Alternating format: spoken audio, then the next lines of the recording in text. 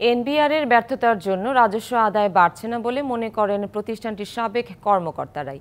রাজস্ব বাড়াতে ভ্যাট আইন সংশোধন, কর অবকাশ কমানো এবং তামাকজাত পণ্যে কর বাড়ানোর পরামর্শ দিয়েছেন তারা। রাজধানীতে পলিসি এক্সচেঞ্জ আয়োজিত অনুষ্ঠানে এসব কথা বলেন বক্তারা। অর্থনীতির চ্যালেঞ্জ মোকাবেলায় আগামীর অর্থ বছর রাজস্ব আদায় বাড়ানোর বিকল্প নেই বলে মনে করেন বিশ্লেষকরা।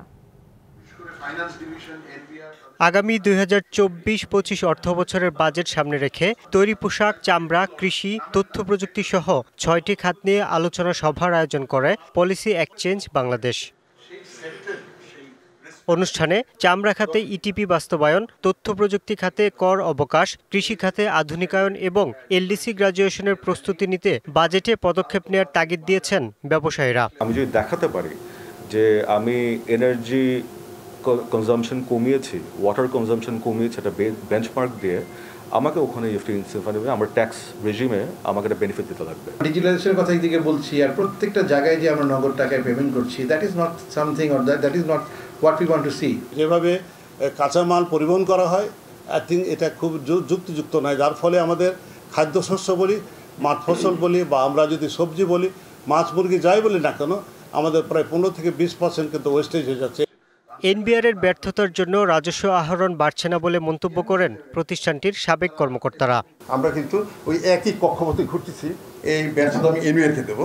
এই যে ট্যাক্স পেয়ার বলে যে ট্যাক্স ডিপার্টমেন্ট, সেটা ইনকাম ট্যাক্স ও কাস্টমস ও ভিডিও ট্যাক্সকে ডিস্টার্ব করে, কাস্টমস অডিট করে, ইনকাম ট্যাক্স অডিট করে, ভিডিও অডিট করে। এনবিআর যদি একটা ডিজিটাল প্ল্যাটফর্ম করতে পারত, তাহলে কাস্টম ভিডি পরস্পর কথা বলে না, ইনকাম ট্যাক্স কথা বলে না, এই জিনিসটি থাকতো না।